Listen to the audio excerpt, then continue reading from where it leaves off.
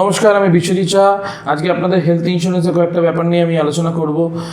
আপনারা হয়তো এজেন্টের থ্রু দিয়ে কোনো পলিসি নিচ্ছেন বা অনলাইনের থ্রু দিয়ে কোনো পলিসি নিচ্ছেন, যেখানে আপনি হয়তো ডিক্লেয়ার করছেন আপনাদের হয়তো কিছু প্রি এক্সিস্টিং ডিজিজ আছে, আপনাদের হার্টে হয়তো কিছু সমস্যা আছে বা হার্টে হয়তো স্টেন্ট বসানো আছে।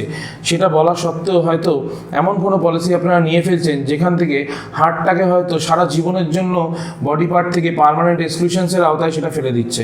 আচ্ছা, আপনারা কি জানেন যে আগামী দিনে সেই হার্টেই কোনো প্রবলেম হবে না? এবং আপনারা কি বলতে পারবেন যে সেই হার্টেই ক্লেম করার সময় আপনারা সঠিকভাবে সেই ক্লেমটা আবার পাবেন?